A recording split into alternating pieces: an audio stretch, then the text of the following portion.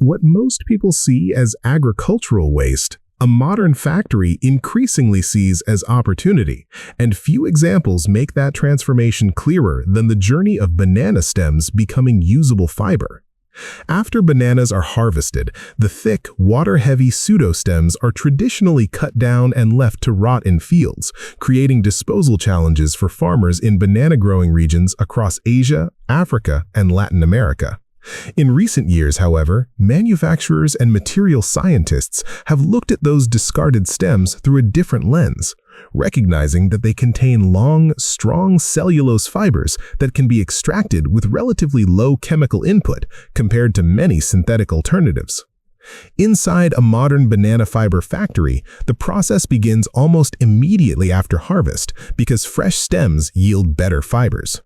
Trucks arrive loaded with bulky green stalks, which are first chopped and cleaned to remove dirt and sap. From there, the stems pass through mechanical decortication machines that separate the fibrous layers from the pulpy core, using rollers and blades rather than heavy chemical baths. Industry reports suggest this mechanical approach reduces water pollution and energy use when compared to conventional textile fiber processing, although efficiency can vary widely depending on equipment quality and operator skill.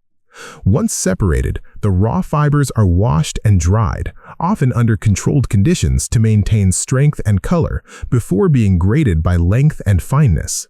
Longer, finer fibers are typically reserved for textiles and fashion applications, while shorter fibers may be used for ropes, mats, paper products, or composite materials.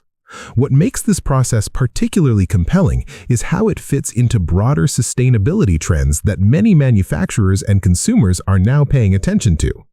Banana fiber is plant-based, biodegradable, and sourced from a material that already exists as a byproduct of food production, which means it does not require additional farmland. Some studies cited by sustainable materials researchers indicate that banana fiber can offer tensile strength comparable to jute and even approach certain glass fiber applications when blended into composites, though experts also note that performance depends heavily on processing consistency. Inside the factory, quality control teams test fibers for moisture content and durability because even small variations can affect how the fiber behaves during spinning or weaving. Workers may still handle parts of the process by hand, especially in facilities that balance automation with local employment, reflecting a hybrid model seen in many emerging manufacturing sectors. Downstream, these fibers are spun into yarns or shipped to partner mills, where they are woven into fabrics or pressed into boards used in furniture and automotive interiors. According to trade publications covering eco-textiles, demand for plant-based fibers has grown steadily as brands look for alternatives to petroleum-based synthetics, though price and scalability remain ongoing challenges. Banana fiber, while promising, is not a silver bullet. Transportation logistics, seasonal supply fluctuations, and the need for consistent standards can complicate large-scale adoption. Still, many factory operators argue that integrating banana fiber production close to farming regions helps offset these issues by reducing waste handling costs and creating additional income streams for growers.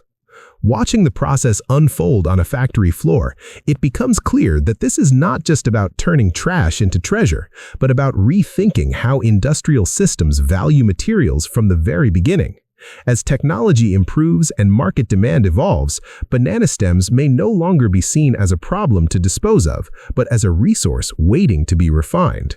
And that shift in perspective is something worth remembering the next time you see what's left behind after a harvest.